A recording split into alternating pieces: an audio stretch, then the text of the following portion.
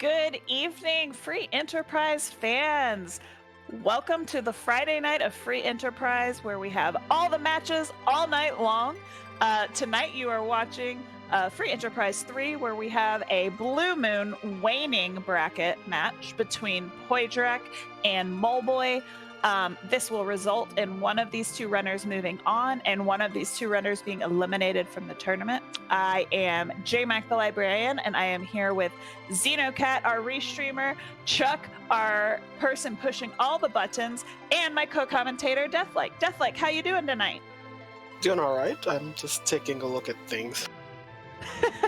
Looks like we've got Flavor Town. Shout outs to Flavor Town. Always love to see Flavor Town on Restream. What are our bosses? There's plenty of nasty bosses, although some might bore you, like Dr. Dialogue on the docket. But some some favorites in terms of elements that you may be familiar with. A turtle, a man in a red cape, and spinning hair. Val. So we do have the elements without having the elements. But I am always happy to see a maybe fully required Pale Dim, because Pale Dim is my favorite boss. Is it because of the song? Maybe. Okay. Maybe so. I mean, if we find Pale Dim, which I hope we do, then chat will find out exactly why I love Pale Dim. Yeah. It's not one note, but it's certainly a bunch of notes you can't. It's unforgettable. So I'll take that. Can't quite see who we're starting with, but it looks a probably good chance it's probably not a mop. So if I would say it's definitely not a mop. But otherwise, we're hoping for. I'm sure the runners are hoping for some good characters. Maybe a DKC. Because cover strats are a thing. But again, it's a Porum start. My favorite. Porum is your favorite starter? Why is that? Well, she isn't my favorite starter per se, but it's like the favorite character. Like you guaranteed a white mage, and there will be seeds where there are no white mages, and when you're desperately looking for one, that's can't say no to the first one you pick up. Maybe if you find a Rosa, then change your mind. But having your guaranteed white mage is always a plus in my book. That is definitely true, and we are off, and we are also starting with a Tella. That could be super zoomy depending on where our key items are. That tower key. I love actually starting or finding that tower key early, because it kind of helps guide our routing once we do get down that hook route. So this is gonna probably end up being a very interesting start for our runners. Yeah. The kind of issue this starting team has is kind of offense. Yeah, Tella has some offensive capability, but you're not expecting him to carry the workload. And Porum, unless you find early heroine robe, she's not going to be much. She's not going to be much worth at this point. She needs some levels to at least hold her own, and levels being what it is can be tricky. So Poidrac deciding, I want to find out if we get maybe a spark early earth crystal, because in this flag set, Edward has the freebie, and it's already spicy. Okay, well, we've got a darkness crystal from Bedward, and we have an Edge and a Palom in Mysidia. So let's go. Yeah, that pairing duel, usually perfect starters, especially the Edge. But again, the issue with Edge, where seeds, where sometimes you may see Edge get eaten. He needs a pair of blades, and I just saw Cursed Ring in the shop, so might be back. MOBA might be back for that if once enough loot becomes sold.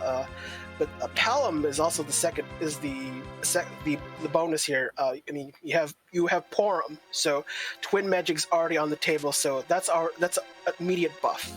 Yeah, for sure. Like, honestly, with this party, I don't even care who my 5th character is. When I've got twins and an edge and a Tella to slingshot, like with a darkness, this is a really speedy and panic-inducing first 5 minutes for these runners. Yeah, I mean, outside of maybe a Rosa, no, Punch Mage. Sorry, you're. I don't. It might not even be worth checking the Waterway, but I don't. I think Poidrac came from the back, right? So I don't. So we don't know who that character is. But since exit's on exit, Tella has exit. So going, kind of looting backwards is a worthy option, and can check on that character. There's only a few characters worth picking up. The only thing would be like a Cecil. If you don't think Edge will get a good weapon, Cecil will be a good replacement. So I don't. It's kind of a lateral move either way. Well, it depends on who we see. Probably not worth looking at, even if it's like a Rydia. Unfortunately, I mean, sure. I think one I see favorite character.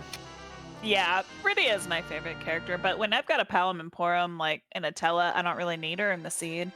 I do want to point out, this is a very interesting way of looting Watery Pass that I have actually never seen before. So definite shout outs to Poidrac, because he just full cleared the Waterway, found some really great loot, and did it in a way that is showcasing that, you know what, when you think your routing's a little stale, just go backwards in Watery Pass.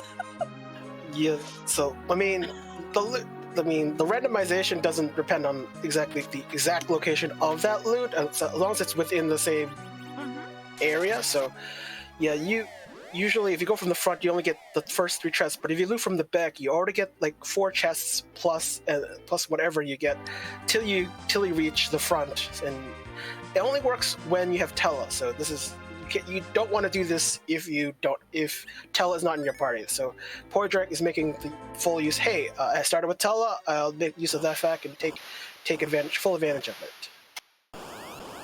So we are seeing a peek at our Waterfall boss, who's a plague, and we're about to see Moleboy peek this Mist Cave, going ahead and making sure that we hit these bosses that, while they don't yield key items, are bosses that sometimes we end up fading. Don't ask me if I've faded Fabul in any of these seeds. I mean, not Fabul, Hobbs. That's what I meant. I'm sure it's happened one time or another. You know, when a certain location loses value, you know, because there's no gainable characters. That's why, you know, you don't get the character behind Hobbs. So why bother checking? So but that's a quick check, and so that's kind of makes you kind of double check yourself and say, oh wait, this is a boss hunt, and I still need that boss. So it happens. Oh, for sure. So we have ended up with a lot of slingshotable characters. So chat is asking the question of who do we keep for now, and who do we set up and leave in the Tower of Wishes for a potential slingshot? I usually don't go back for a slingshot, because it's just like if you start with an edge, get twins and a Tella, why even think, why go that step? In that sense, Rydia would probably, if you need a character to slingshot late, probably be Rydia or Yang. Depends on what you need and what the seed provides. Like if Rydia doesn't get a summon, then there's like she's not gonna be useful. Yang, on the other hand, typically, I mean, you already have an edge, so most of you're gonna probably use like one of the claws on edge, so you can kind of use edge as a makeshift Yang for the most part. So I kind of depends on, you know, your preferences, but when you have a lot of the characters early on that are pretty good, I mean, why change? Why change the what's that word? The norm. Why rock the boat? You do bring up a good point because we have twin early. So like we can be getting levels on those twins and potentially might not even need to demachine. Because we already have those twins, especially if sirens are going to be available. So it's going to be really interesting to kind of see if the parties end up being about the same. And if we just kind of store Rydia and Yang, which I think is what we're doing. We're storing them both on both sides for the potential of a demachine if that comes up. But I mean, like you said, we might not even need it, especially if sirens are readily available. Could be full leg. Actually, should have actually kind of checked the actual boss, whether it's like that was just a moment. It's like it's a ruby. Wait, is it not? I don't know. That was a panic moment on Moleboy for like it has happened. Like resetting when you're actually ready to fight the boss. Yeah, I think he realized that he needed to have his edge in the middle, so he reset so he could reconfigure his party, which is smart, especially if this is that ruby to go ahead and be set up for being able to take it quickly. Yeah. Well, right now, one weapon edge not gonna be that productive though. It's actually Yang would actually be better in that spot. Ironically, at the moment, this is like one of those you don't know it when it happens. And even if you picked up one weapon, this is reset. This should be reset, but I guess maybe for the XP. But there it is. Yeah, no.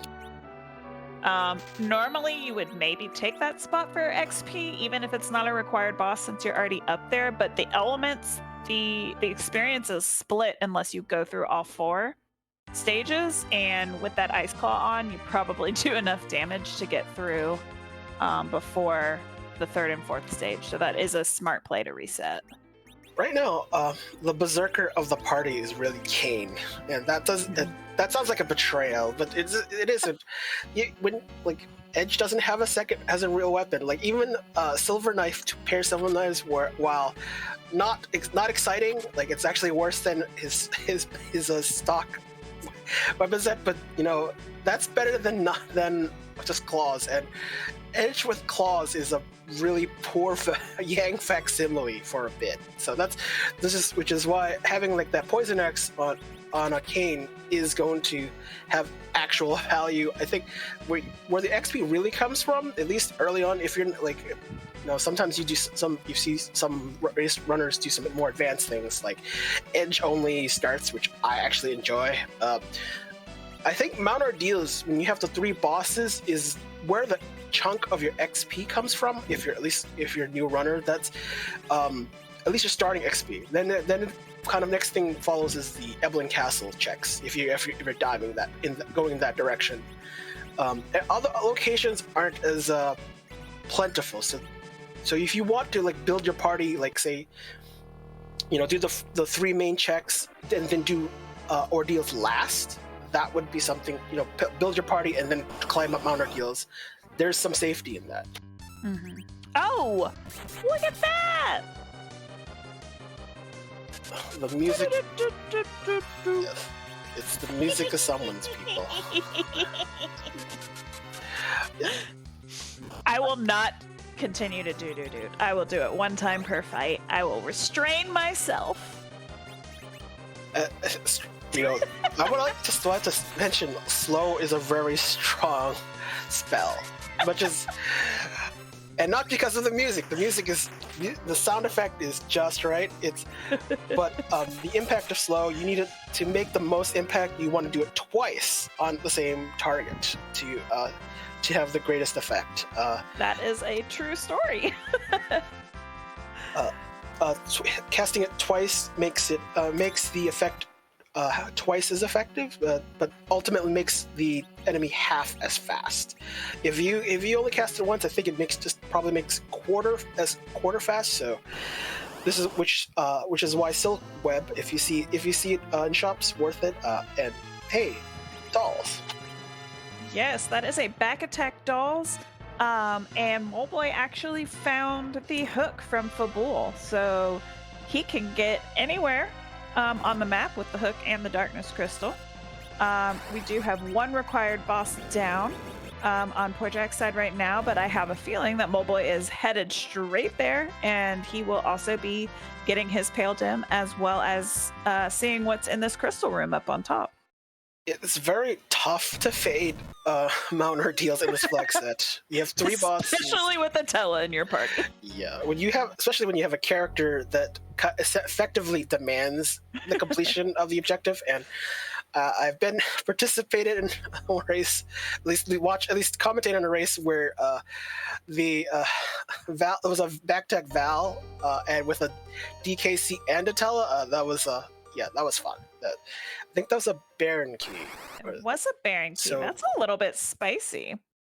Yeah, so what may be kind of a detour is when doing the Baron in check, you do Baron in and then follow into the castle, which kind of progresses naturally with the difficulty, and that's practically vanilla, although that's not quite in the correct sequence. You don't get the Baron key here, but that's fine.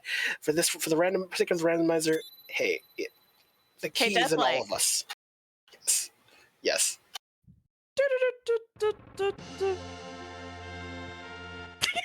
You know how rare fast is ever cast, and the only boss, only Plague casts it for real. There's the turtle actually casts it too. Turtle Thank casts. you, John Burkhead. There will be more snorts in the seed.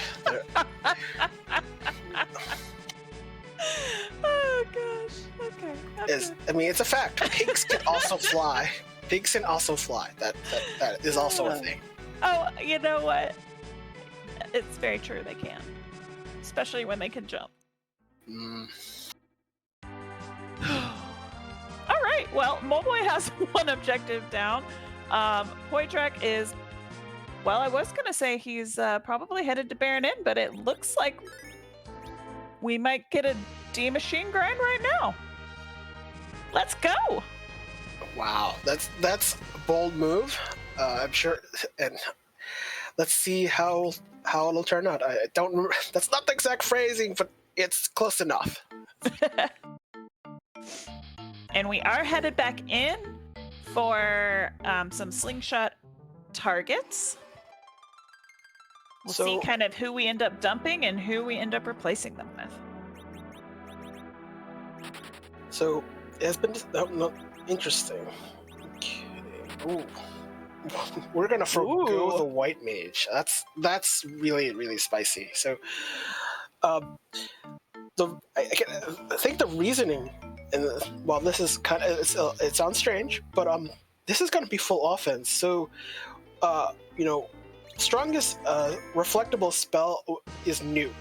White has a delay, so having a white mage is gonna kind of slow that down. Like this, when you do reflex tracks, you want all the nuke. So this makes all this this is a definitely interesting play, and we'll see if this works. Certainly, this is going to be obviously a grind for power overwhelming. It isn't like straightforward as it looks. So. Yeah, because you're going to want to get levels on those black mages enough for them to survive big bangs, because you cannot lean in on Tella with Cure 4s. You can, but it's those are risky endeavors. Those, if you go enough power overwhelming, enough berserkers or enough of any type, you're going to you will definitely eventually overwhelm Z. The question is you have to have the levels to go with it. So that basically you gain enough levels where Tella's influence has no impact for the most part. That's kind of another way of putting it. So we will probably see 6 and 6 at least to get rid, because that will get Rydia to nuke. And that will also get Yang a lot of levels. So he will be a very hefty boy. Yeah. Oh, interesting. That's okay. I'll just run. I think it's just we're trying to reset the RNG. As resetting often resets the whatever whatever the value for encounters is. So this is so this might not be it, but you know, well, you have to find out. Right, I think Poidrac has to kind of peek what this entails. Is it actually a Demon Machine? It can be immediately Demon Machine, but there's plenty of other like womps, so it has to be. I assume this is to be kind of tested, unless this is the only one. I haven't seen the table. I know it exists, and you know each area with monsters has an encounter table, and they have specific values that number step values before an encounter. It's an interesting table, worth reading up if you want to do any sort of advanced grinding. Yeah, this should be it. I'm not 100% sure, but this should be the fight. Based on that giant manip chart, but I could also be looking at it incorrectly. Yeah, the step chart must be followed. I think when you turn on the encounters, then the step counter decrements to until when the battle hits. It's based off of one of an older Final Fantasy. Final Fantasy 1 does a similar step chart for encounters. So if you've ever seen a Final Fantasy 1 randomizer and you see a lot of resets to a certain area, it's because the encounter chart is not favorable, and they want to get to a favorable way where they don't get an encounter immediately. They want to get encounter as late as possible. In this case, we just want a specific encounter. It's kind of rigged. It's a little rigged.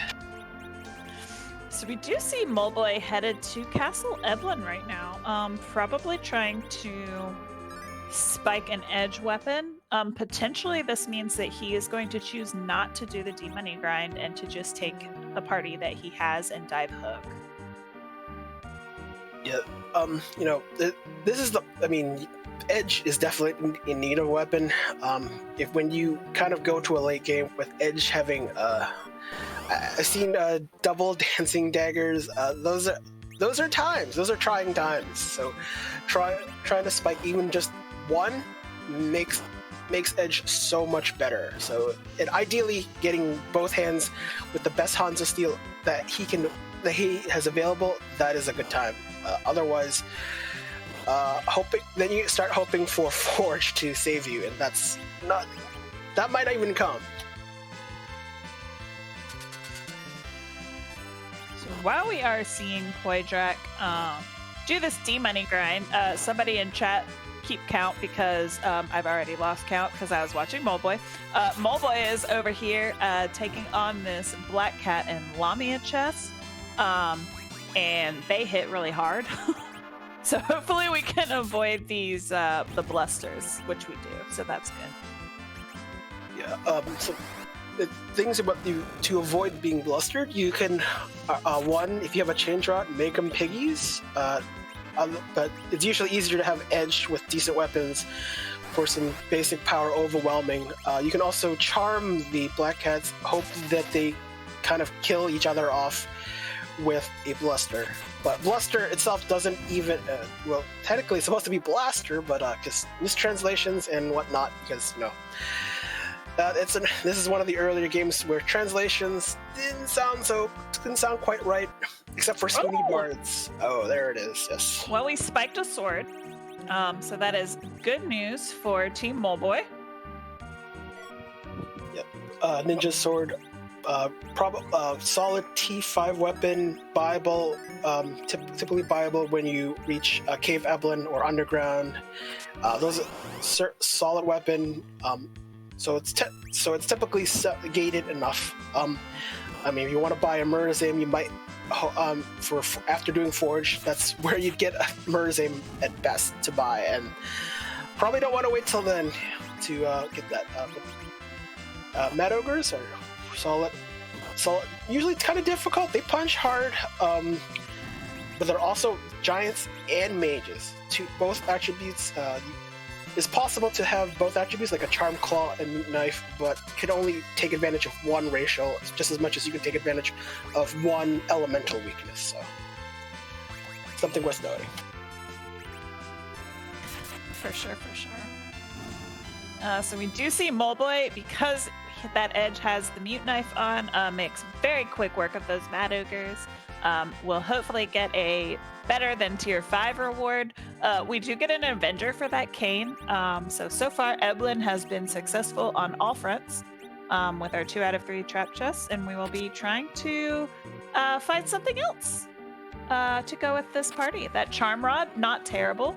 Artemis Bow, also not terrible. So far coming up with pretty decent loot for the party we have right now.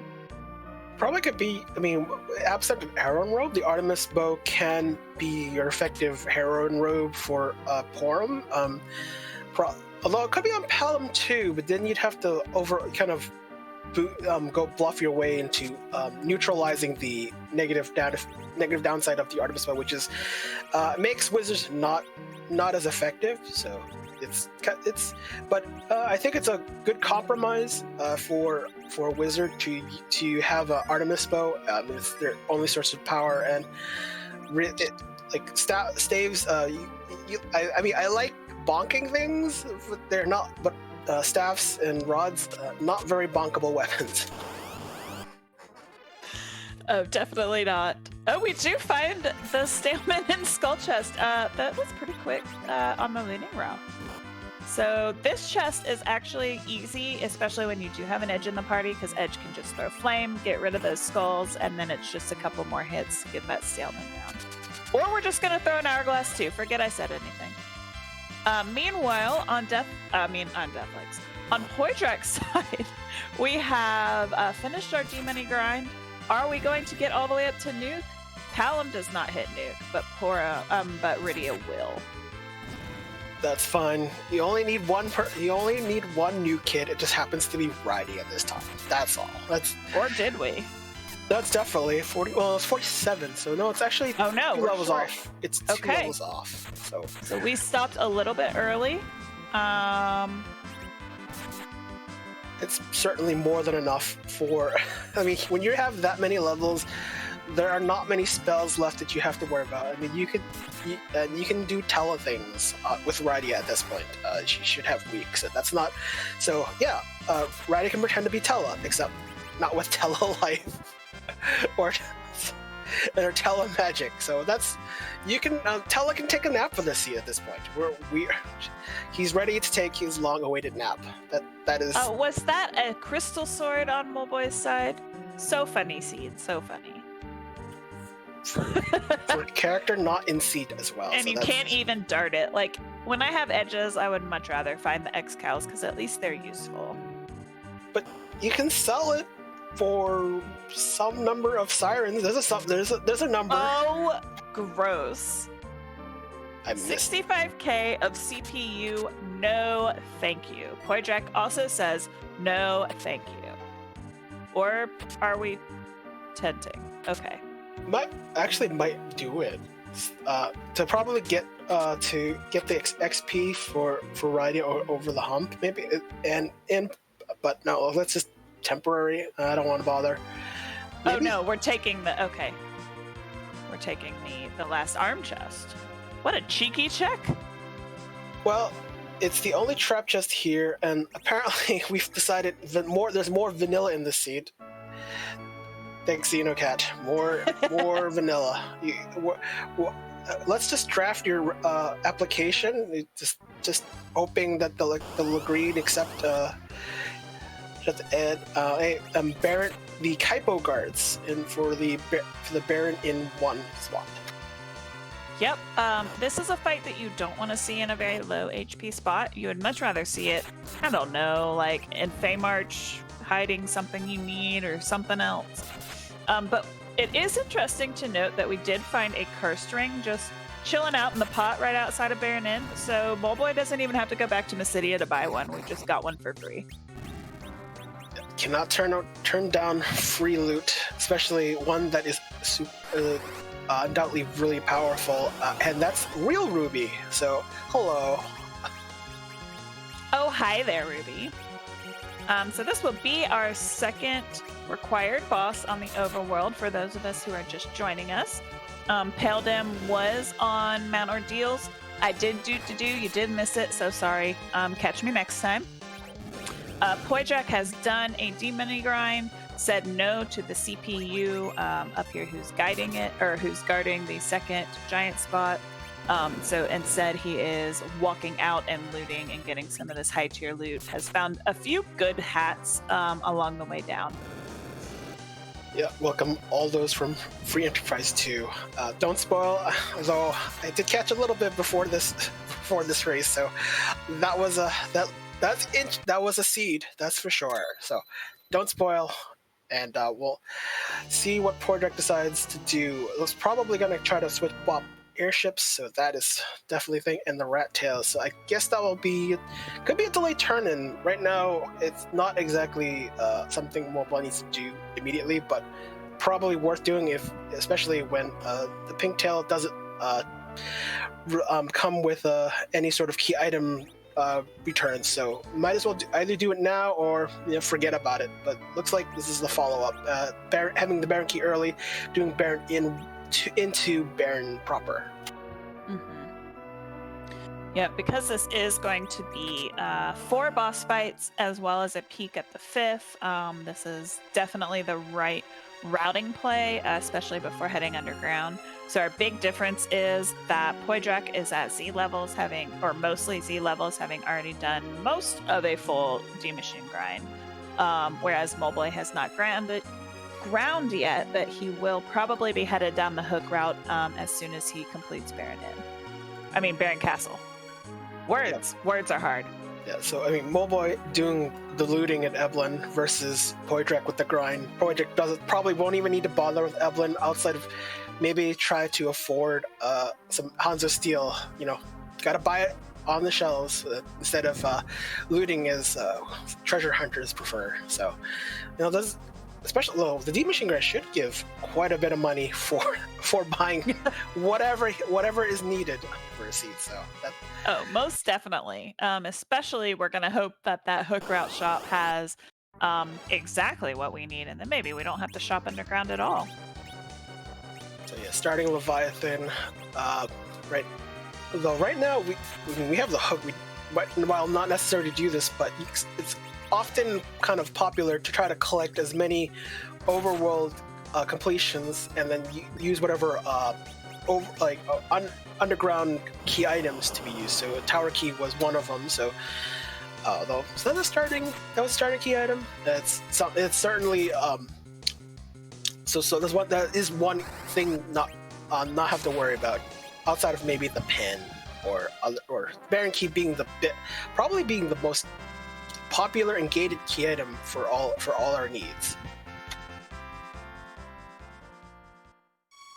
All right, so we do have one boss down, not required that Leviathan, but we will get a chance to peek the Baron Throne. Moleboy is hoping that this is required. We will find out. This is a 2-part boss, but not the 2-part boss we are looking for. This is Dark Elf, who has moved out of his home in Magus Cave and decided to take over the Earth. Too bad, so sad. Well, that moving is a thing. Everyone has to move once in a while. Dark Elf, everyone also vies for the Baron Throne. Usually, I see a Baiken or something nasty, something that always vies to take over the throne. Everyone wants a turn at the throne. It's a very popular thing. Dark Elf. The fight itself isn't very difficult. There's 2 parts, so both parts of the Dark Elf boss component will share the Kinazo spot, which isn't a lot of HP. So it doesn't take much to take him down, and you can see that. Hoping the Baron pot delivers something of fun notes. Yeah, what would I really like to see from here? The pan as a runner or the pass at this point. Because the pan would open up the rest of the checks underground so that you kind of have almost everything at your fingertips. But the pass, just knowing that maybe I don't even have to use that darkness crystal and go to the moon, would be pretty huge. Hey, it's one of the bosses, right? Oh, it's a statue. Yeah, that doesn't count, Deathlike. I was hoping this is going to be a jet siege. That's Xenocat has other ideas, and we get half of Forge. But yeah, that's a certain. Well, I guess it's something. Key item count is pretty important, although it's hard to get all of your key items done on a hook route this early. I mean, when you start worrying about your key items is when you start actually doing all the underground stuff and then start counting. So, anyways, Moleboy doing a peak, probably worth the time, even if it's not doable right now. And maybe even like say Bahamut's here, then it's probably very doable. We'll see what that comes out to. Well, that is a sparkle. We do not need any sparkles. So just, you know what? That wyvern can just stay there. Thanks. Oh, surprise Blarg. I was hoping for the surprise to connect, but no. When you see your boss table looking like no sparkles required, thank you very much. Have a nice day. I will be on my way. Haven't done that line yet. I guess there's never you can't really fade Antline, but I guess you technically can. You still can, but still worth checking to see. Maybe obviously you always want all the underground items kind of accounted for. So Pan certainly popular. Maybe North Crystal. I don't think Poidrac has made the same check. No, Poidrac, the only thing he did overground before going up is Ordeals. So he has not done football, which is why he does not have his hook yet. But this is a water hag, not the blue robe we were looking for, but that does mean that the next time we see a blue robe... So I just got confused because Anna just said "outs" really loud, and I was confused as to why. Anywho. It's just a name. It's also a word. Like, why is she saying outs? If we probably should control myself. Try to revisit the early naming weight on-screen names to understand the context. And yeah, that was a womp. That's I guess Moleboy wants the head bandana, but whatever. It's time to leave. I guess if you were a Fade Antline supporter, there you go. I don't think he actually saved before heading down there, so I think that's why he's walking it out. Oh, it's kind of in the air, so might as well.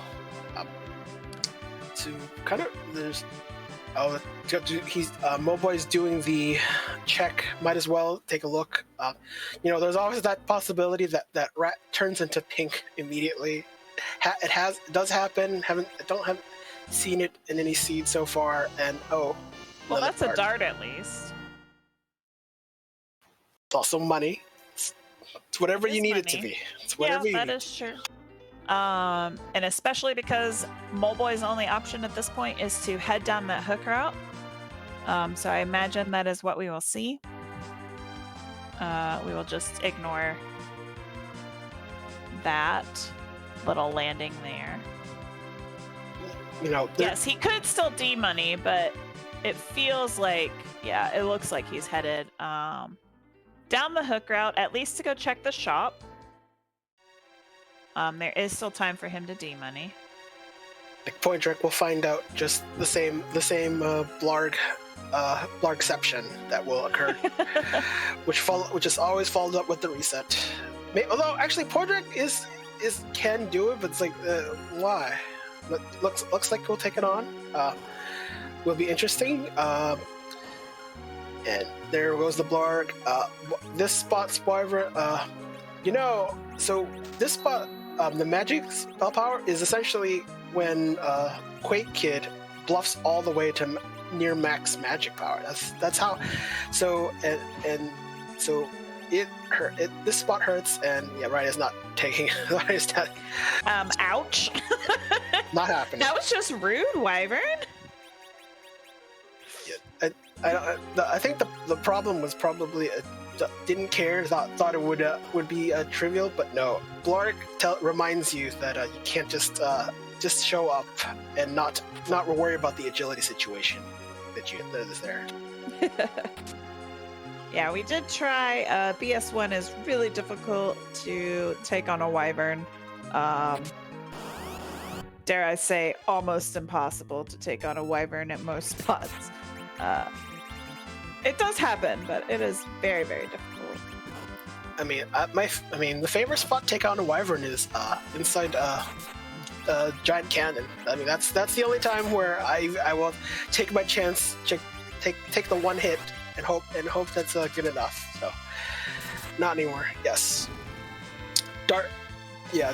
So about darts. Darts deal damage based on the attack power of the weapon multiplied by Edge's level.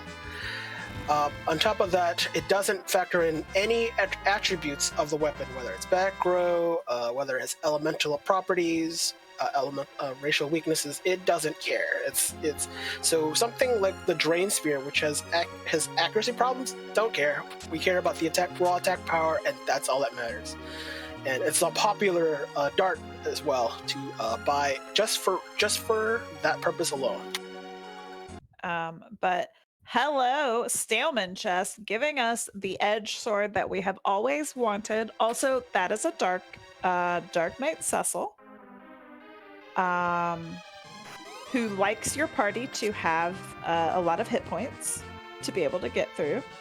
So Poidrac will have no issue with it. Moleboy, I think his edge should be high enough, but it's gonna be interesting to see how high these roll. I'm kind of one of those who tries to get the Mad Ogre chest just for the extra levels, safety levels, just in case Edge doesn't quite have enough levels. I don't know what Edge don't have his HP values, but might as well try to draw some loot. You never know what you may get. Although at this point, I think Moleboy doesn't have enough, and no. We need some levels. We need some life pots, life glitches. Yeah, that's what I'm going for. Both. But needs more life and life glitches. Yes. Do you need both? It's fine. Probably whittle down 3 of them with the life glitch. It takes both of them.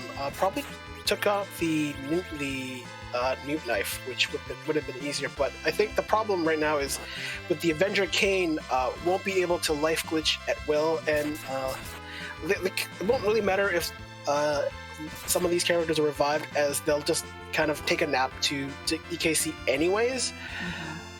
At this point, there won't be no question. There's no worries about wiping this fight. It's more of that this XP still has some value on Kane, but probably not so much.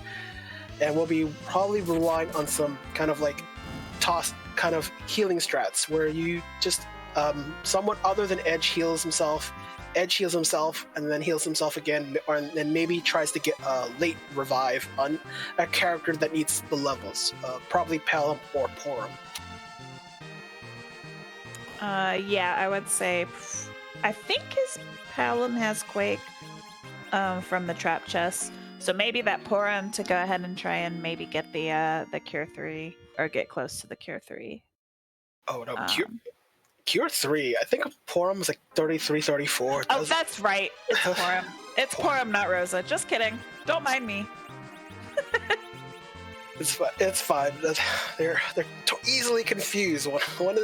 One has better magic. One is actually, the only thing really early difference between them is some people like Porum because of the early Berserk, and that's why. And while Rosa's not in the seed, but there are times where some people vie for the early Berserk, even though Rosa would be like a better overall late game character. Yeah, so. I have taken Porum over Rosa in many of these Blue Moon seeds for that exact reason. I don't care. I just pick up one. If the other one comes later, great. I'm thankful if I get 2 white mages. It does make the seed go a little bit smoother. And we do have an Ashura, so no required bosses on our hook route today. This spot is punchy? Question mark. It's super punchy. Okay. It's one of those unbalanced spots because King Queen Eblan only casts magic, and even though they have a punch value, they never punch. So why balance that? So, and for the randomizer, it's great for us viewers and commentators talking about how punchy the spot is when there's punch. And see, Tella gets one punched in, and Kane might make this a little bit spicy.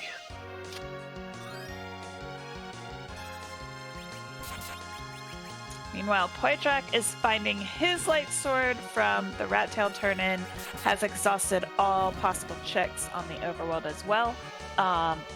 Will probably be headed down the hook route, as he already has the hovercraft. But you never know, he might decide to go moon. Keep things real. Real light. So just there's a caveat of having early darkness is that if you have early darkness on forced hook route, what happens is that there is 0 chance magma key will be anywhere on in the moon. That magma key, that thing to get under the underground again, will have no. It's not going to show up. You have when this is forced hook, you must have the hook. There is no magma key. Totally optional and totally a thing to toss into a well. Wow, Edge, 27 HP. I thought for a minute that he was going to be pretty close with that 355 on that last roll. Yeah. But does make it through, so Moleboy will be hitting his pitfall around the 43-minute mark, 43.5-minute mark, and will be headed underground to do some more boss checks, because so far we have only found 2 bosses on the overworld, and the first slot of Giant has been checked as well. So there are still many bosses left to check. I think in Poidrac's case, probably will avoid Giant altogether. Consider CPU boss is I missed the peak, but the CPU boss is a slog of battle. So trying to find what's behind CPU, likely not even worth the consideration.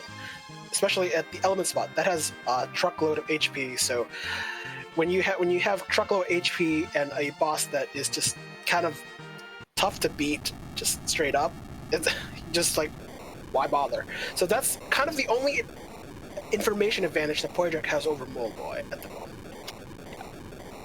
That was a King Queen Eblan at top of tower, so I would not be surprised if Moleboy just drops and goes ahead and clears this full tower. Because he has the levels. It's a free fight up top, and the tower key was our first key item given to us. So, yep, he is dropping, prepping for heading up the tower and going ahead and getting these 2 boss checks done, as well as the 2 key item checks. Yeah, when you see there's a free boss up there, it's tempting to just complete, especially with the tower key. And even if the boss up there is not fun, like say a wyvern, there's always that cheeky, let's just do tower key check. Some races have just ignored top of tower, just done the super cannon room, and went on their merry way. So sometimes it's not the worst thing to do, although that just means that sometimes it might inevitably mean a double dip of Zot. But depending on what the boss is up there, it can be worthwhile to just do the super cannon and do something else. There's a fair chance that boss up there isn't required. Very, very true. And as Chad is pointing out, by going ahead and getting this tower out of the way, you get the Enterprise back, which will prevent parking jams in your future. And that is a required boss behind the tower key. We have found Dr. Luggage.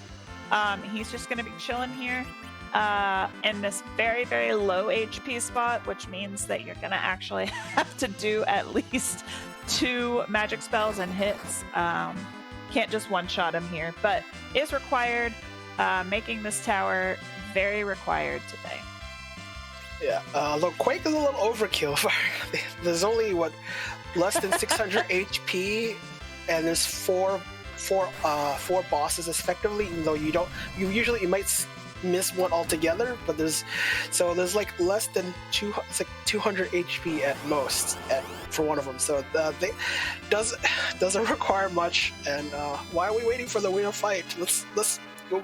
Let's are we trying to get poisoned and go find out the other music of some other people? Poison Walk is popular for some. I mean, I love a good poison rock. No, the top of tower is King Queen Eblan. So I'm not quite sure why this is done, but hey, power to you. It's not like Queen Eblan is going to be a threat. So the poison is just for show. Maybe. Maybe it is. That might be a question we need to ask later on this evening. I mean, I'm here for a good poison rock, so. It has been noted that sometimes that the poison walk noise is kind of some people are sensitive to it, probably because the walking speed in Free Enterprise probably effectively doubled. So the poison noise goes off much more frequently. So yeah, if you are sensitive to poison walk, you may close your ears for a little bit while Moleboy continues to walk. It's fine. Good point. Maybe he did think it was Golbez.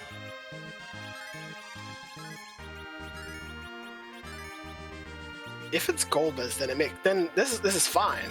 But you just realized, oh, it's not. Yeah.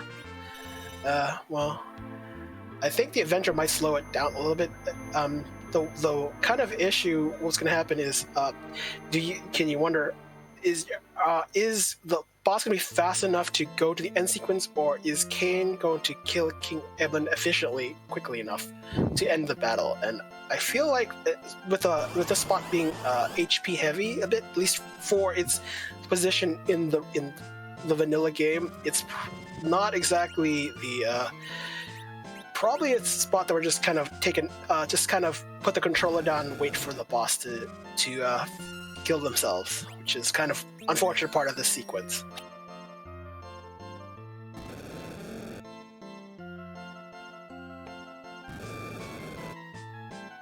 So we do see Poidrac joining Moleboy at the top of tower. We'll fight his Dr. Ligay on the way back down. And we're about to see if top of tower is worth anything. Right now, we are missing 1, 2, 3, 4 items that currently gate bosses. So we still have, just four bosses that we do not have access to. 5 if you count the giant 2 slot behind the 65k CPU fight that no one is ever going to sit through. So yeah.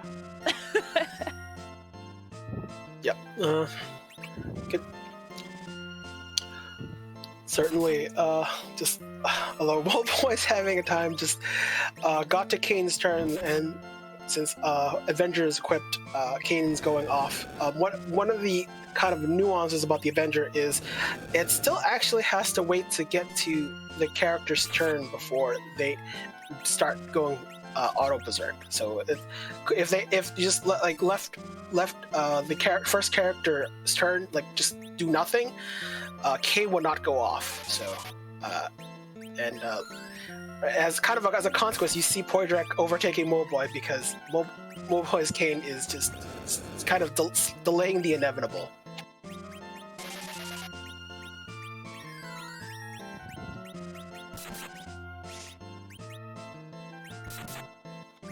Poidrac is the first through this fight, receives the pan, which is a very big payoff. So that is a great key item to find right here. We'll head back down to the Super Cannon room, take on the Dr. Luggage fight.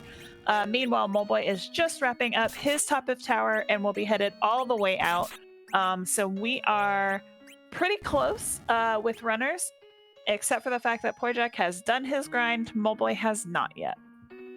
So with this information, if you were running the seed, which would you go next? Would you go Fey March or would you go Dwarf? I feel like that's a good question. I feel like I am more inclined to go ahead and do dwarf normally, but the way that things are kind of situated right now, I think if I'm Poidrac, I go Fey March. If I'm Moleboy, I go to dwarf, just because I can take anything that's down in the Fey March. On Poidrac's side, with Moleboy, he probably is going to look for a few more levels, want to make sure that he gets Cure 3, and those dwarf spots really give a lot of extra experience, so that he's more set up to go ahead and take the bosses down in Fey March, especially if they are going to be some of our required ones. Pretty much in agreement there. I think ultimately Moleboy probably needs to do a small grind of Cure 3 for Porm for sure. That's just like, if you're especially unless Fey March is free and you're never sure of that. I mean, there's plenty of bosses that are still on the table that Fey March would love to hold on to, and there's still plenty of nasty bosses still left, like a Val. That is the only kind of the one, especially with this with the team construction that. And there's the sad Ruby, unfortunately. We are so sad. I know I just laughed really loud, but we are super sad. Saddest key item in Meeg's flag set because there is no character behind it, and there's no boss check there. It's just a pig check, and we don't have time for pig checks. There's a free heal, but no one has time for that. Listen, there's also a free heal in the dwarf pot, so. Hey, I'll drink away. Dwarf, I will drink up the dwarf pot all day, all night.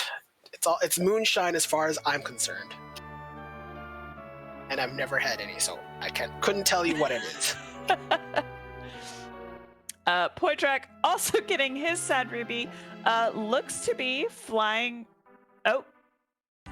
to the free pot, speaking of, to get that heal after Dr. Luggage. And then since he's all the way over here, we'll probably also be headed to Dwarf to check those two bosses. We're going in backwards again. Did Moleboy peak? I don't remember, right?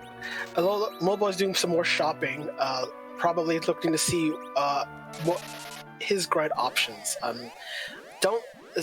Sirens are the go-to option to just go purchase, buy, and then do 8 grind. But sometimes there will be seeds where we have an edge, so we can probably steal some from Sirens. But there's a kind of preparations and plan B's in action. When I can't buy a Siren here, what do I do? Stealing them we have an edge and a Porm. Both will certainly contribute to the Sirens, where Poidrac doesn't even have to worry about that because the grind's been done and don't care. So once again, Poidrac is taking alternative routes to get to the places that we normally see our runners, because again, why go in the front door when you can enter the back door, right? It's an option. It's one big castle. There's plenty of loot, but we're not going to do any looting here. Yeah, we don't need any more looting. Yeah. So yep. There's Baigan. I think. Wait, we don't even know what the boss is at Dwarf 2, so it's a surprise to all of us. Maybe it might be vanilla. We don't know. I mean, it would be good news for our runners if it is vanilla. Yeah. And following this, we'll see the warp glitch in action.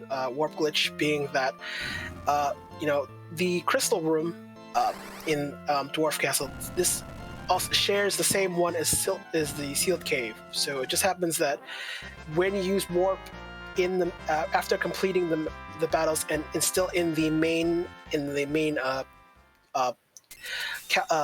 King Giant area, you can just cast warp and you'll be back in the same place and you can pick up the crystal. Hey, boss, we need.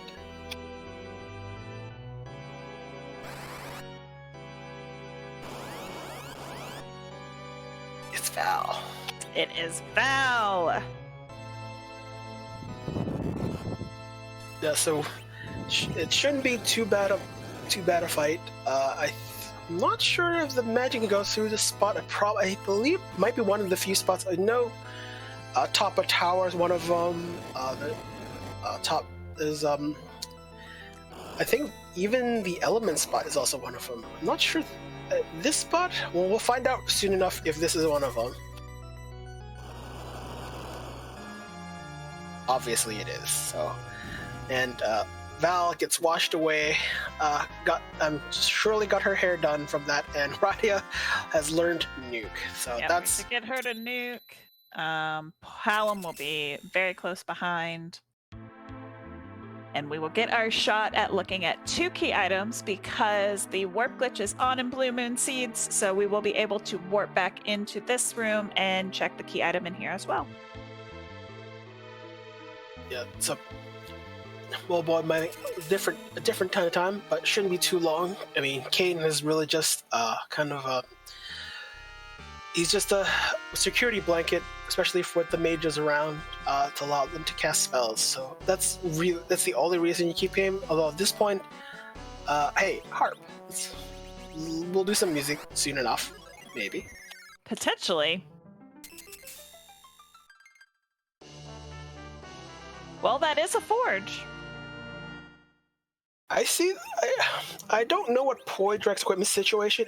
I'm definitely different because Poidrac hasn't looted Eblan, and I don't believe his weapon situation for Edge is anything worth talking about. So I think for Poidrac might be a trip worth taking. Moleboy in this might actually need it just for maybe for more power. I don't think there's probably not is more useful for Poidrac than, and clearly Poidrac has decided, hey, I need that weapon and I need it now. Look, it could be a gigant axe. Or it could be a sunrise or a Satsuke. I can't say that word. Sasuke? I don't remember what it is. Or it could just be scrap metal, which would just be funny. Hey, Seed has jokes. It knows enough. And hey, you know what? Best one of the better forge shops ever seen. Cockle shop. I mean, you get one for your Berserker, one for Edge, one for White Mage, one for Black. I mean, this is the thing. And weapon, can we toss this? That's what Can you dart it? I don't remember if you can dart it or not. Probably, but you never know.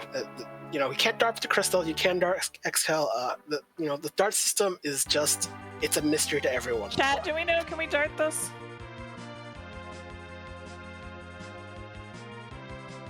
I probably. Well, maybe I'll check when music comes. Right? It doesn't. So it's not one of those. It's not like you get that sword often. No, definitely not. And I mean, unless Moleboy is gonna make a trip. First of all, he has to actually go to the shop, but go take a siren at Pink Puffs. There's kind of it has uses. Yes, Moleboy does have to do Pink Puffs, and then we can, if the flan sword is dartable, we can definitely dart it at the Pink Puffs for ultimate damage. Key item is just a tiara. I think I saw a Thunder Claw before that, so Poidrac's claw situation's solved. Poidrac also has no need for sirens, but Moleboy will quickly find out that will be the go-to shop for all his needs. I didn't know Kane could use the flan sword. I just always assumed it was a Cecil sword because of the icon. I'd have to check it. Interesting. See, I learned something new from chat every day. Flan not throwable. Well, drat. Well, I mean, flan really is just, confectionery. And double the nasty. Both not required. Although one holds, this is not. Oh, sorry. This is the blue.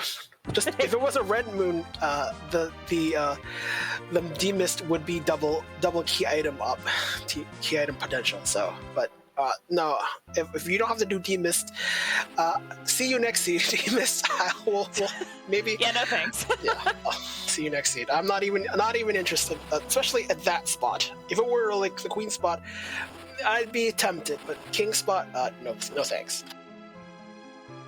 Ooh, but those are sirens in the shop, so Moleboy has access to his grind as well. 1, 2, 3, 4, 5, 6, 7, 8, 9, 10. With 10 key items, we will probably see him pop some eggs, even before going back over ground, and going to the moon, since he's already down here. And so that will kind of even up the playing field a little bit. It will take some time, but it will even up the playing field in terms of the levels. So then it'll be interesting to see kind of how we route the rest of the seed in. I mean, right now, they're kind of even, but Poidrac has a grind done. Then Poidrac's effectively in the driver's seat, outside of Poidrac kind of getting womps on the moon, effectively. And that's, at this point, kind of difficult to find unless Moleboy, does Fade March and gets fortunate with getting other key items. But there's not a lot of key items, worth taking a look at outside of maybe Earth Crystal. Harp is just one boss check. Luca Key's one boss check. Package is one boss check. There aren't really many options on the table where you have dense bosses, dense number of bosses, and it's difficult to think of it that way. But, yeah. At this point, the densest placed is headed to the moon, which probably means it's the wrong decision. Oh, hey, Deathlike. We can get underground now. Again? Yay! Hurrah! Well, I remember the hooray from SimCity 2000 when they hold a random parade in your honor. Well, that's what I hear every single time when you get to see the magma key. It's like, hooray! Chat has the right idea. We should have just reset out of that check, and then we couldn't get underground again. But it gave us the spoon, which is a great dart for Edge, so I can definitely see why Poidrac decided to walk out the spoon. I know this could be heresy, but he did walk it, or he did reset. Just kidding. I don't know how I missed that. Imagine if you picking up the magma key just closes the hole, so you have to actually dump the magma key back in. That would be something. But let's not talk about imaginary flags. Let's magma key back in. No. Paging feedback and ideas channel. I fear the kind of hilarity that ensues if I suggest it. Meanwhile, though, Poidrac has decided to check this Twin Heart before heading to the moon, so we will get music on Restream today. Excited for music. There are hundreds upon hundreds of tunes, from various video games. There's just so many. Might as well have a Xenogear section, just because our Restreamer Xenocat has done some of the inserting, some of the adding to that musical library that is Twin Harp. So, enjoy.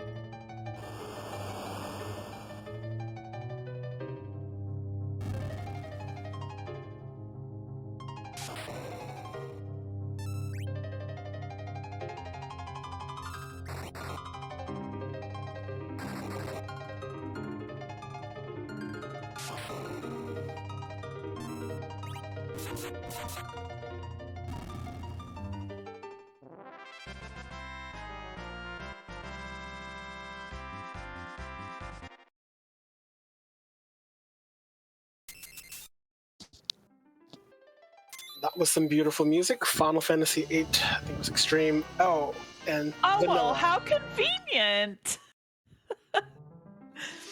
We don't even have to move our airship for that. Some Vanilla. So it's for Poidrac, this is an immediate check. It's also super convenient. I mean, yeah, we're already here and we're doing vanilla things. How? So the question then becomes, does Poidrac specifically check this treasury, or is he good with what he bought in the Cocoa Shop? Don't know what was spent on the Cocoa Shop. If it was already Murazame, then it's not a prerogative to bother going for the treasury, and it looks like that's the case.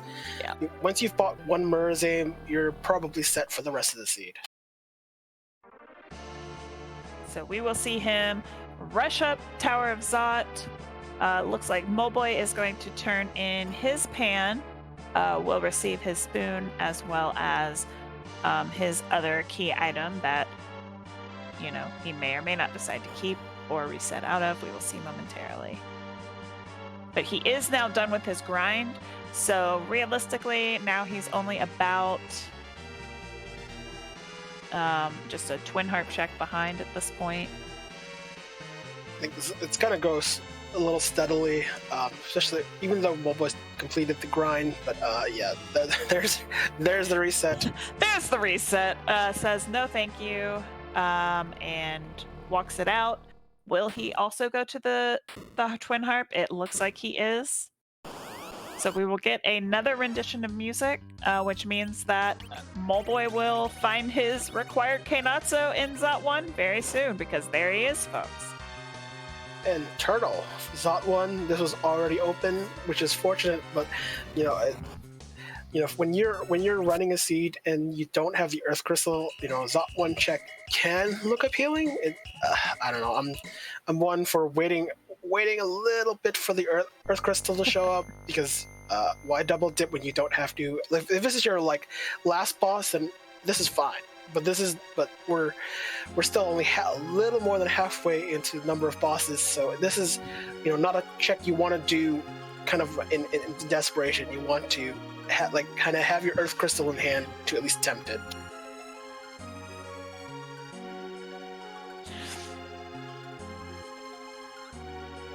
It's a good thing that we do have that Earth Crystal in hand. That Keinatsu goes down very quickly. Poidrac is speeding right up to Zot 2. Will this pay off, or will we have already had access without doing the twin harp? We will find out in just a few minutes. Hey, did you know Val was gonna be in Dwarf 2? That would have been great to know. I don't know, 20 minutes ago. There's also a pig ear meta, where knowing the color of the ears determines the palette of the monster. You know what the monster is based on the palette, and I think it's just white ear. So I don't know what it means, but we're gonna before we find out, how about some more music?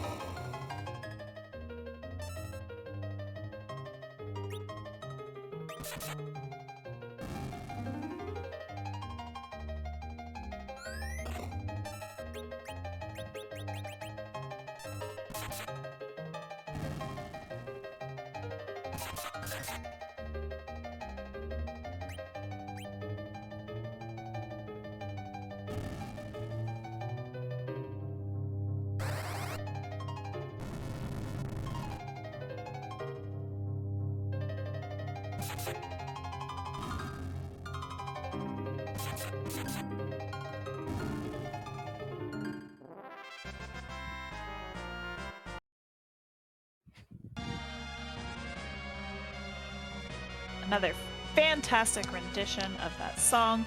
Moleboy will be receiving his Earth Crystal. Will follow suit by headed up to the Tower of Zot, and then he will be following Poidrac to the moon, because at this point we have exhausted all the checks we have open to us on Earth at this point. Well, I mean, there's Feymarsh, but you want that, well, right? yeah. Do you want that? I mean, I No. guess anything is more attractive than that. So this is Moon looks infinitely more appealing. So if you watch that fight, there were complete differences between the fight. Poidrac did not quite recalling, and that's not a boss we need, Mom Bomb. Not quite recalling. That spot has a near maximum magic defense, but did actually have at least a summon that could eat through most of that. It's not that strong, but strong enough to take down the gas. Where Moleboy had nothing to kind of counter that, and just had essentially let Avenger King do all the work.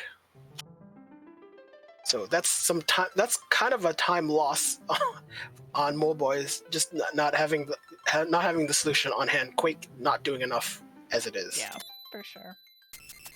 But we do see Poidrac taking the top-down approach on the moon. Probably the best plan, considering that we do not have the pass.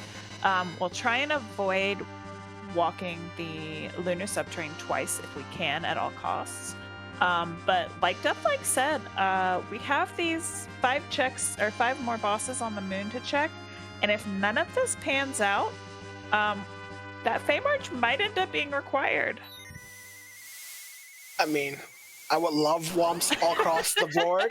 That would be more fun to talk about. Squid, not at least for now. For Poidrac, will fade.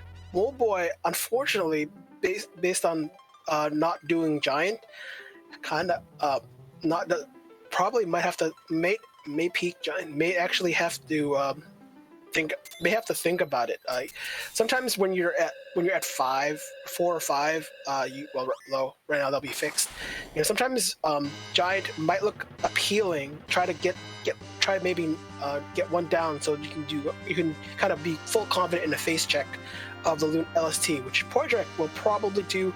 Moleboy might be a little more questionable, depending on how kind of behind he feels regarding boss checks at this point. And just because I do know Moleboy pretty well, he may very well decide to go to Giant before heading to the moon. In which case he will be faced with that decision of, does he go ahead and face those orbs and sink that time into it, gambling on the fact that there's a required boss behind them, or does he reset out and head up to the moon? So that'll be a very interesting call that we will see pretty soon as to what he decides to do with that. I would rather fade CPU at elements. Like, forget it. Just do Feymarch, because Feymarch will be faster. You'll do both bosses faster than it takes to take on CPU. It's just too slow. Even if you had Spoon, rocks falling, the works, it's just too much work at that spot. It's not worth it. That is very true. I do hope that he saves Scums very smartly before he goes there, so that he doesn't have to end up warping out of the giant. Well, this is a free fight. Not a fight we're looking for, but free enough that we can take it on really fast and see if maybe it's gating one of our 2 key items we still need that have bosses behind them. yeah, Luca and Package are at large, so kind of, those are the things we do need. Maybe a pass, like anything, any one of those three.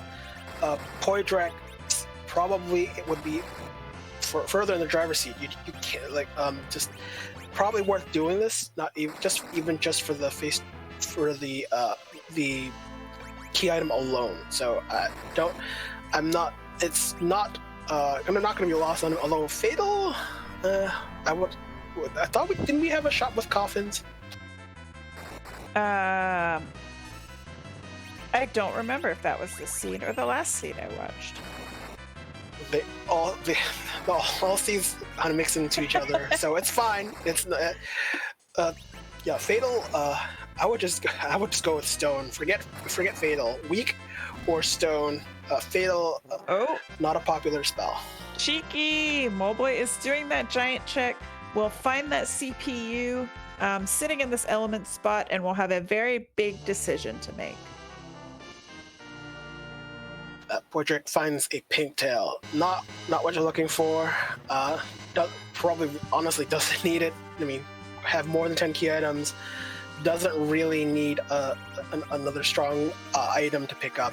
Adamants are off for both moons, so no adamant armors this time around. So it's just be a high tier item. Not worth going back to the Earth to trade in. Definitely not. But we will get our first look at who is in the ribbon room. Oh, it's Vanilla. Hi there. Zeno, how much do you like your Vanilla? That's an important question that needs to be asked. Do you want to take Dothis' throne? I'd like to, these questions need to be answered. Oh. Hey, I like vanilla ice cream. I do too. There's just so much. I like other flavors too. So Poidrac is finding out, hey, it's Mag Sisters. Oh! Not fun. Not but you know what this means, right? It's we hidden have not somewhere. seen the crystal altar, but that does mean that either this CPU spot or the Luca key or the package are definitely required. Something fun to find out. Poidrac is kind of ahead of that knowledge. Moleboy, going with Avenger Kane. Okay, well we'll see some Globe 199 showing up really, really soon. And let's go. I'm here for this. Moleboy is taking on this spot, is taking the gamble that behind this CPU is a required boss. And you know what? At this point, his odds just went very, very much higher than they were 5 minutes ago. The fun thing about CPU fight is the defender's already in the back, considered the back row. The attacker's in the front, so that's why Edge wasn't doing all the damage he could possibly doing. And Kane, why you do this? Why you betray? But that's an artifact of Berserk, and not because of Kane doing Kane things. CPU having max HP, the whole 65,000. Not sure about the attacker defender, but it's like probably in north of 10,000 HP. Yeah, those are numbers, high numbers. Also, the Mega Sister fight only giving us our second Samurai Bow of the Seed as a key item, no less. Super funny, great joke. Love the joke. Could have given an Elven Bow mute arrows. That would have been even nicer. No. That's what we would call irony. Yes, sir. Yes, ma'am. I think, I guess it's definitely worth doing the ribbon spot. Yes, there's vanilla, but mostly for the key items, chances are there'll be either one or both key items in the Luca key or package. But the pass again, just as important. So it's worth doing the Lunars. Probably going full magic as any regular punch, charge punch, not with excluding. Should avoid triggering the reflect virus strats that they would employ, and no one wants that.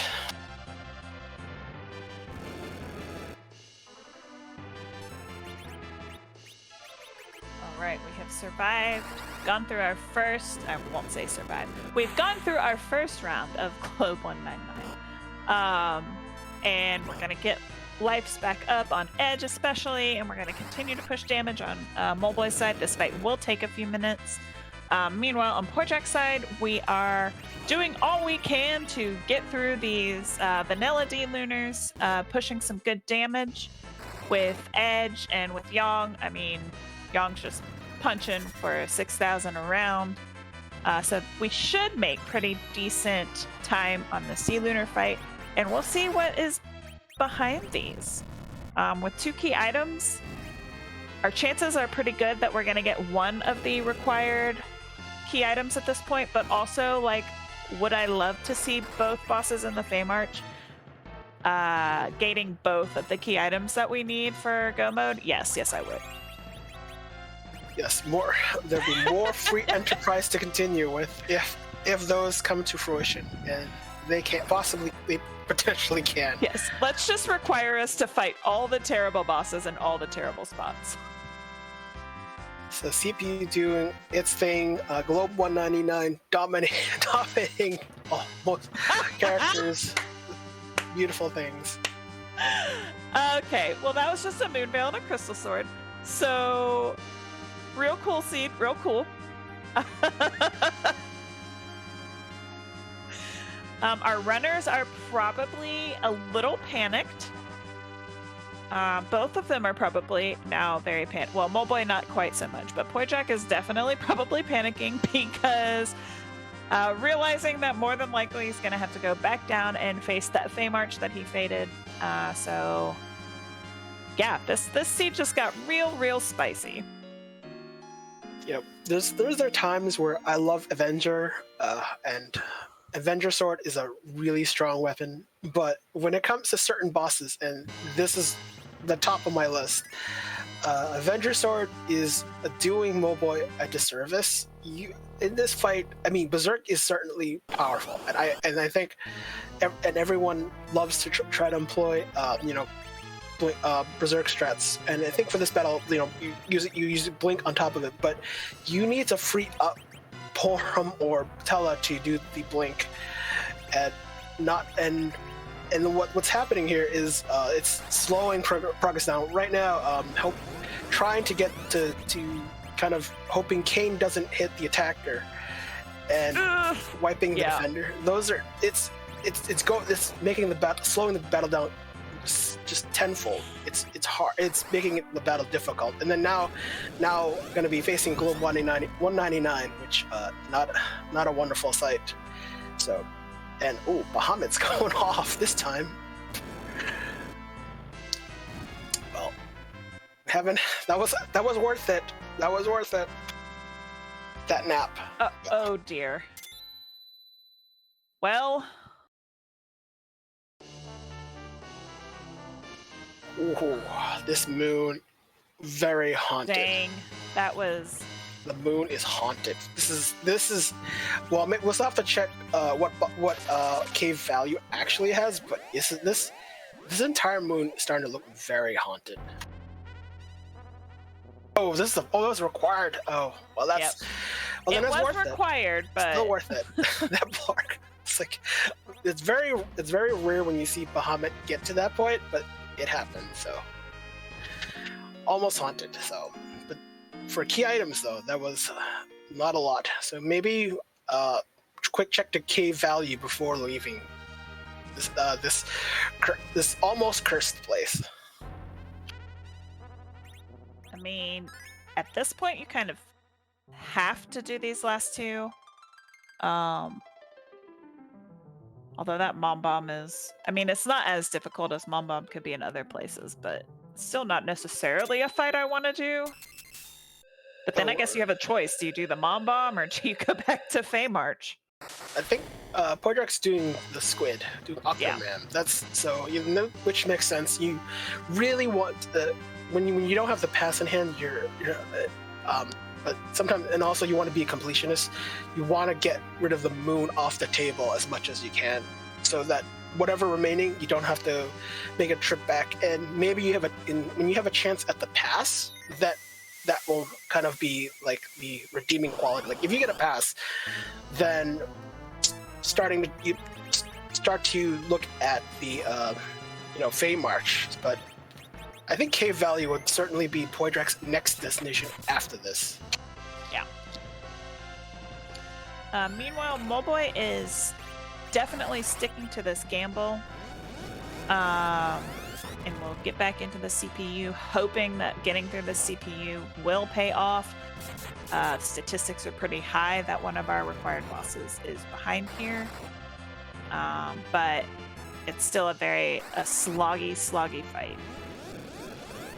Yeah, there are a series of bosses where they're tough regardless of the spot. Although except maybe like when they're in a weak spot like Super Cannon Room, like CPU, D-Mist, Baigen on occasion. Like there are bosses where you run into them and at certain spots, and there are moments where you like want to reset, and I'm not sure what happened, but it looks like maybe a crash. I don't. Yeah, it might have been a crash. Looks like it's recovered is fine, so probably should be well on the way up. And that fight is quick enough for him that he should be able to get through it relatively quickly. Because he didn't even get a chance. Literally, it wiped right before he saw the key item, so he has to go back and do this fight again to make sure that is not a required item. The Squid is Octomam. I call him Squid. Predecessor to Ultros. Yes. Our most favorite Squid. Yeah. The infamous Squid.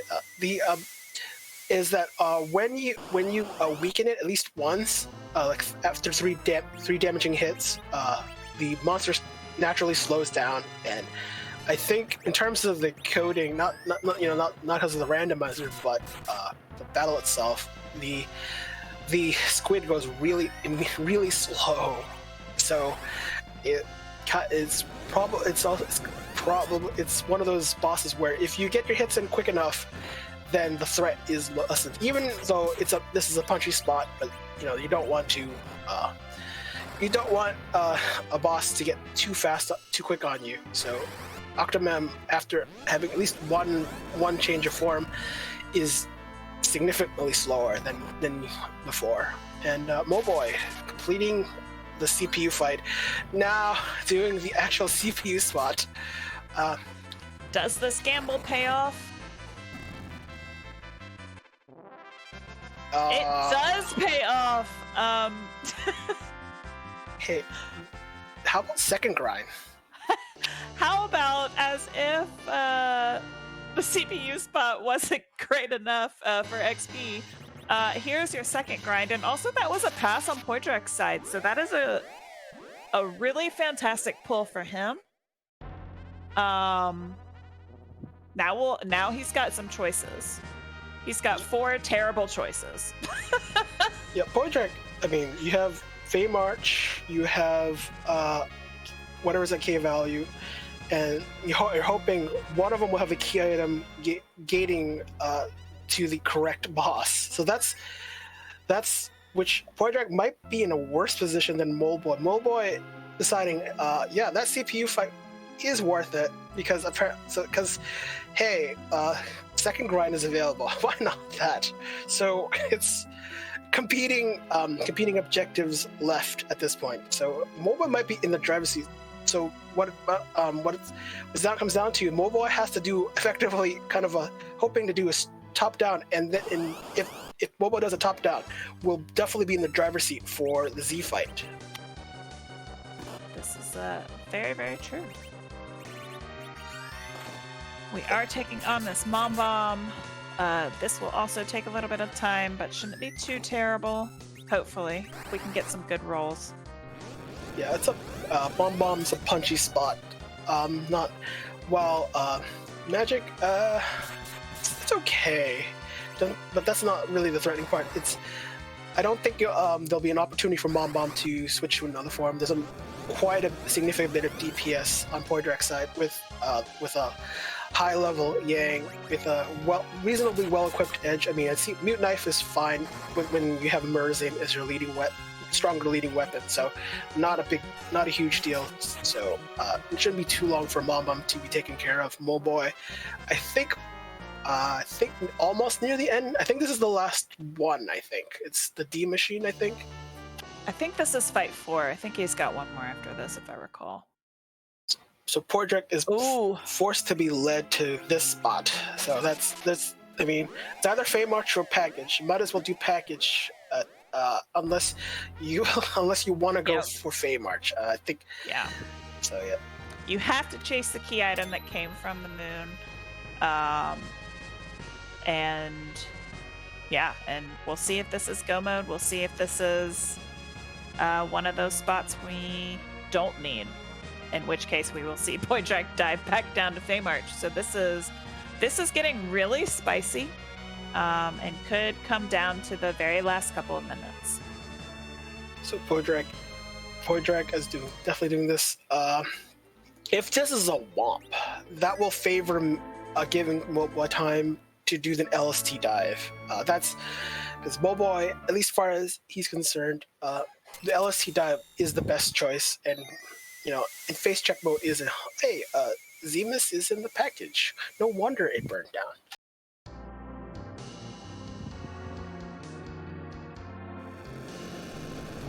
Love the rotation of sprites when they're in the package. Plenty of fun to make new lore.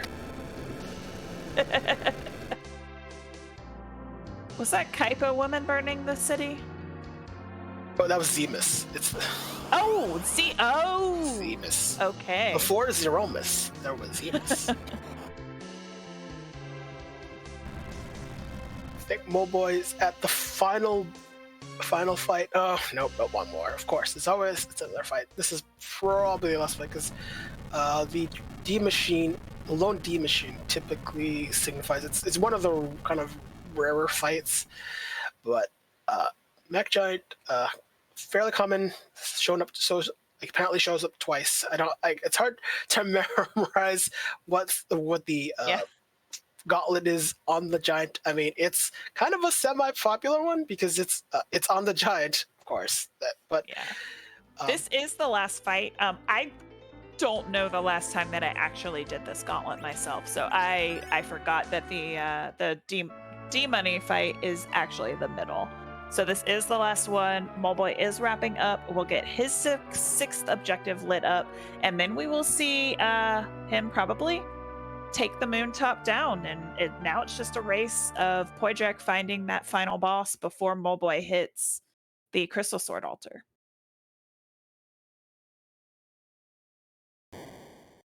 Kind of hoping for Moleboy. Oh, that is definitely not it. Wow. Moleboy probably is feeling behind because of the wipe to CPU, so that might incentivize, quote unquote, incentivize doing top down, as top down is more, at least for this flag set, more of a kind of a strategy, hoping get ahead of the other LST dive being done. Usually, bottom up is easier to get to the 3 spots in the LST dive. So top down, technically not as popular, but not the worst thing to happen. And Poidrac, we forgot. Oh yeah. It's been a while. I forgot that we didn't actually get through this fight. This fight, we saw Poidrac attempt to take it BS1. This is Wyvern. It wasn't a real serious attempt, I should say. But now he's here trying to find that Luca key. Yeah, this is one of those spots where you're kind of looking into rabbit holes and hoping you find something that you need, and it might not be what you're looking for. Moleboy is more technically, at least technically safer in the face checks, where Poidrac having done LST, having only peeked the first part of Giant, doesn't know that all gauntlet being required in the second part. It's probably more in a panic than Moleboy. I'm doing all these extra checks that I can't find that last one, and maybe fading, giant might have been the play. If my opponent does do CPU, they win. That could be a way of thinking. Oh wow. Okay.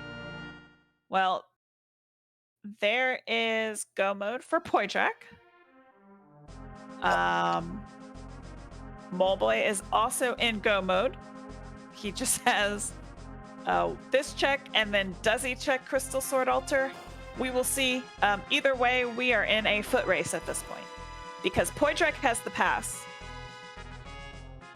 Yeah, Poidrac has reclaimed a significant bit of time because that Fame March totally haunted, not worth the time. And I mean, when you see D-Mist and Evil Wall in the same area, that's a detour to nope,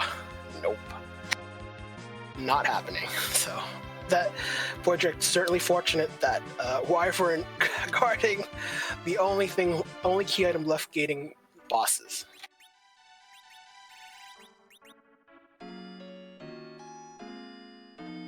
Do see Poidrac saving up. He does not know, like we know, that this will be his go mode. I mean, he does know, but he doesn't know who is here. He doesn't know if this is going to be Golbez or the Gauntlet. It's going to be a scary fight. I mean, it's Golbez and it's a high magic spot, so that's. But he did put the ribbon on Yang, so we know that he will get one of those Star Veils off. And Yang can just sit there and punch. So he'll make good work of this spot. It's just a matter of how quickly can we get through it, and who will end up at the Z fight first. It is a definite foot race. Bahamut is at the Crystal Sword Altar, which if Moleboy is doing true top down, it will be his next spot. But if he walks past those stairs, then Poidrac is in a definite lead. Yeah. I think it's worth a mention. The restreamers and our Xenocat doing the restream rolled a beaut of a seed. I mean, how often do we see lots of vanilla and lots of fun boss spots? Just super rudeness. Just all around. Every boss you don't want to see in every location you don't want to see them. And Chuck doing the tracking. I'm sure there's plenty of things to light up. That was certainly this will certainly a scene. And Moleboy has picked correctly, both fighting their final boss and will be on their way to Z right after. Dueling go modes, dueling crystals on the screen. Who's going to get through which fight faster? I think Bahamut is going to be just a little bit faster for the pure fact of just berserking and go versus all this text on Poidrac's side. So this will definitely be a foot race. Well, there it is. Moleboy has completed his Bahamut, but he will have to walk the LST. Mostly there, so it's probably another minute, well, maybe 30 seconds to a minute to getting to the other save point, doing whatever last few things needed to be done and saving. Where Poidrac has to listen to the Joker make his debut on the stage. That's in a cave. That's how jokes are. The comedian club is like a cave.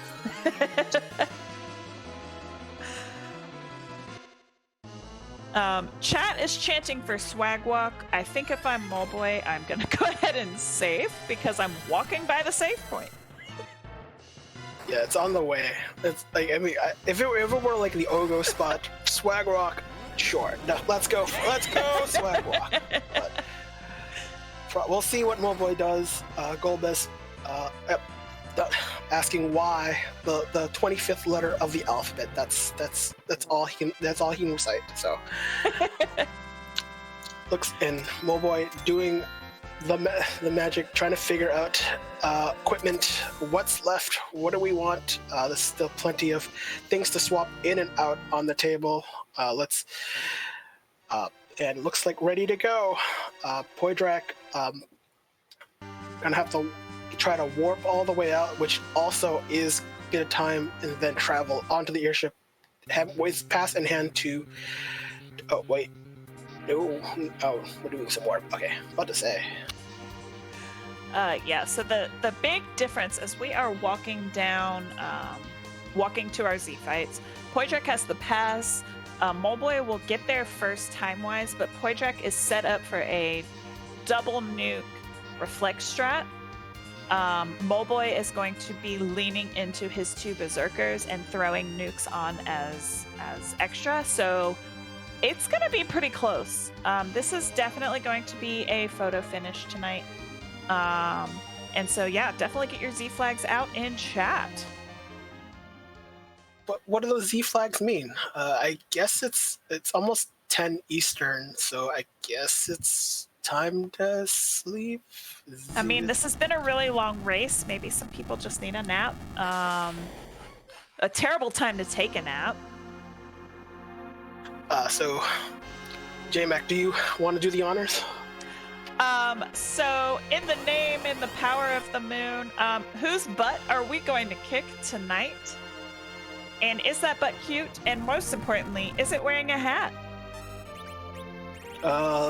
The ideal butt we want to kick would have to have pigtails. Was it ponytails? I don't remember. And jewels in those. What is? I don't even know what it is. I just want Sailor Moon and call it a day. Ponytail holders, pigtails, scrunchies, something. I know what you're talking about, but yeah.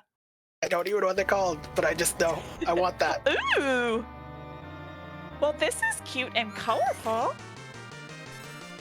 Does not have a hat though. But we do see our Edge immediately throwing a Bacchus wine. Both of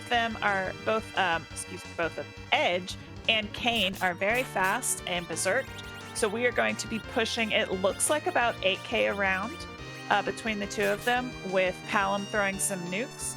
So that is going to be enough damage to make this a really, really close rat. I think the only major difference between the 2 really boils down to, I think Poidrac's team is punchier. Yang, with all the levels, will have all the punch. So it'll be stronger collective damage from Poidrac. But Moleboy has a lead. Despite having, Porum White is a little slower magic, but should still be strong given the situation. So, quad 9s are beautiful, and we'll be seeing some hybrid strats. Although I guess this is probably just to keep safe. I think Porum probably does have white, but whatever, it's fine. I would say after the double grind he had to do in the giant, which was his 3rd grind, because he already did 10 eggs. I'm pretty sure she has to have white with 2300. Maybe it's just safety, but I don't know. I would just pour on the DPS and pray, but probably want to make sure the Q4 goes off. Yeah. But chances are, I think we've gotten the nerf off at least once, so that shouldn't be a problem. Tell a life, he lives this time. Those are moments. Yeah, Curse Ring's doing some work, but he has just enough hit points to survive. Will get healed, so he might make it to the end, y'all. That's the most important thing. But we are neck and neck on screen, and this is going to depend on who's pushing out more damage and who is leaning into more spells. Maybe we're wrong on Yang. I don't think we've seen a Cat Claw, and Cat Claws kind of unleash Yang a bit. So damage maybe a little bit more consistent on Moleboy's side in terms from Berserker end, but there's definitely more magic being pumped by Poidrac. So double nukes much faster to come by. So it is definitely neck and neck.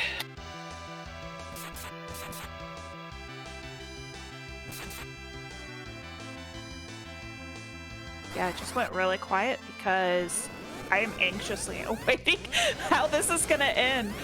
We've got Poidrac going into his Big Bang. His Tela survives. Actually, his Tela kills himself. Okay. It's fine. It's fine, right? Tela doesn't need the turns. He's actually once he's out of magic, he's taking up turns that other characters are taking. And hey, rocks phase. Will the old man dodge rocks? No, well, not this time, but still survives. We do have rocks on Moleboy's side. Meanwhile, Poidrac is pumping out those nukes, and with that, Z goes down on Moleboy's side. 3 seconds have passed. Moleboy officially wins, and here is Moleboy. Get your GGs out in chat. GGs, Moleboy. Thank you. How are you feeling? I know you're 10 minutes post the Z fight, so how are you feeling? Yeah, it's given a little bit of time for it to sink in. That was definitely a thing. I've never been happier to tilt at CPU before in my life. Look, we were all here like, he has to go for it because we know there's something behind there now, but we know you didn't know that. Well, so my reasoning on that actually was that if there wasn't value behind there, Poidrac would have already been done. And so I'm sitting there going, there's two obvious fades. It's the Wyvern in the Barren Basement, or it's the CPU. This is definitely something that's going to be done last out of anything. Mm-hmm. And so that was my reasoning for actually going back after the wipe, is I need to just roll the dice on this. It's probably value. The only other thing it could have been is I didn't have the package and I didn't have Luca Key. So if both bosses were somehow behind those two, then I knew this wasn't the answer, but it still was a reasonable move to make. Yes, and it definitely paid off.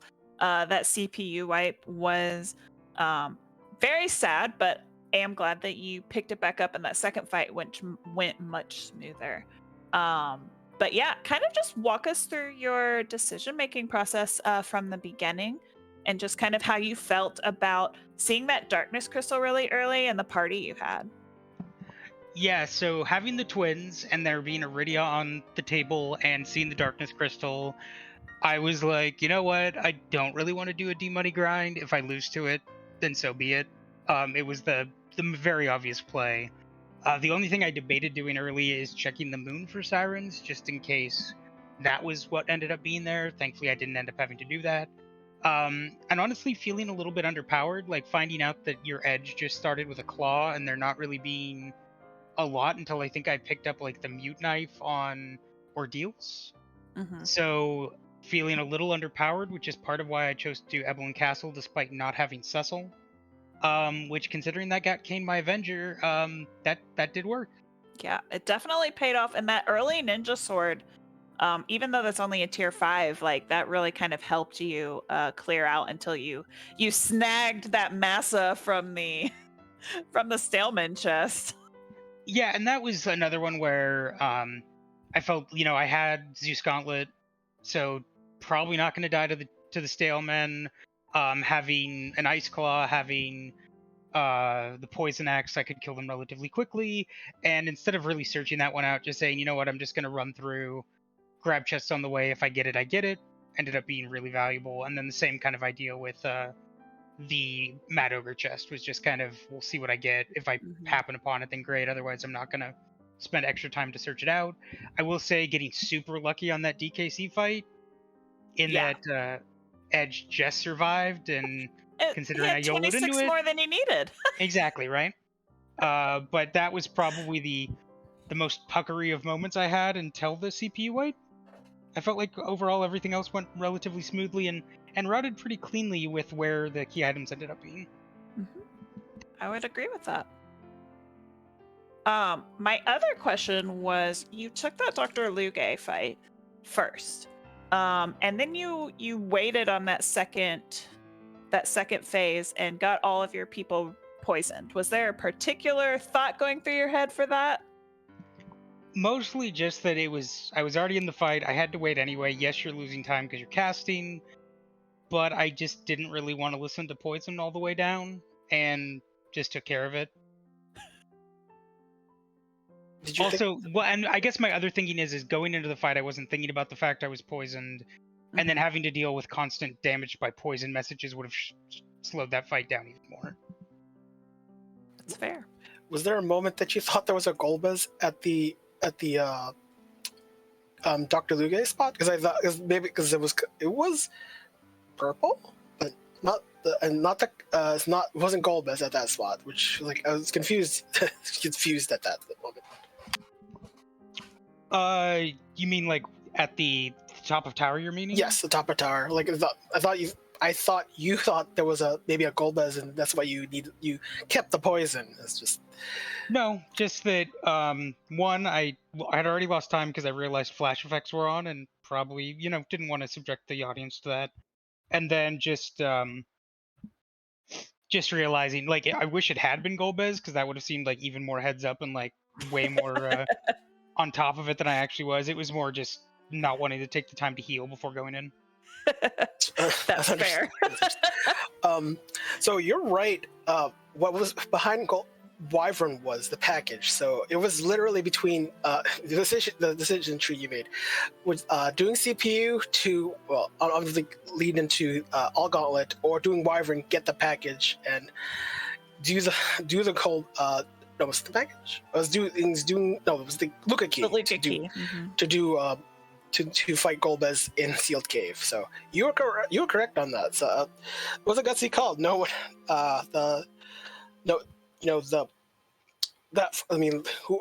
who's doing a slog of fight of CPU? I mean, there was a Fate Sharpens too, and you saw the D-Mist and the Evil Wall at that spot. I assume you had no part of that.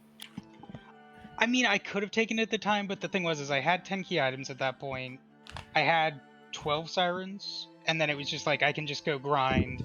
If those end up being, basically the only two things I think I needed 3 at that point. I had the Earth Crystal, the package, and the Luca key that were still gating bosses. And just said, you know what, like, let's just move past those and, check the moon, check Giant. Those are like, Giant's definitely the less checked, especially finding out that CPU is in spot 1. It's like, probably going to be the last thing anybody wants to check. I mean, the Wyvernate basement is honestly more palatable. And so just making that call there, okay, like, there's probably value behind this. Otherwise, Poidrac would have finished far, far ahead of where I was at. Yeah, certainly. When you what was the decision for doing top down? Did you feel that you were behind at any point? No, it's just that I only had one boss left. And if I only have one boss left, I'm going to top down just because it's better than going to the bottom, searching, and then having to walk back up, especially without pass. So checking the bottom, walking back up, and then going back down again. It was just, to me, more efficient since I only had to spike either Golbez or Bahamut. Right. I don't remember where the pass, but Poidrac did pick up the pass. So that you wouldn't have had the pass. So that's certainly fortunate that that worked out for you. I mean, I think I would argue that Poidrac might have been ahead because by the time you did the hook route, he had effectively did his grind, and I'm not quite sure what slowed him down, but it was to the point where you were kind of neck and neck once you did your grind, and I think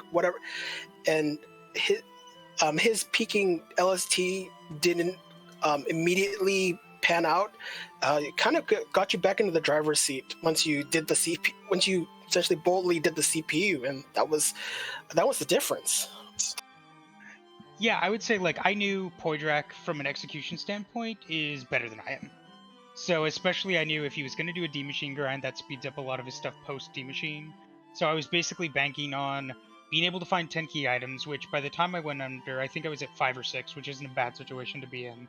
I knew that I'd fully checked Baron, I'd fully checked basically the Overworld plus Baron at that point, and had levels. So I had Quake on Palom if I'd needed it, I had Berserk, and I think Blink on Porum, and then seeing the DKC, like, really that, I survived with 26 HP, so obviously the levels I gained between the Eblan chests and the fully clearing the overworld is what allowed me to get through their first try and not completely like just boff it. Well, you definitely showed that you are a force to be reckoned with. You are moving on in the waning bracket. I believe you. Do you have a week off? I don't even know. I don't know how this waning bracket works yet. But you are still alive and are going to have the opportunity to continue to fight your way to the top of this bracket. So, how does that feel? I got one win, which was honestly my goal coming into this in general. So I'll take it. Awesome. Well, any final thoughts before we let you go this evening?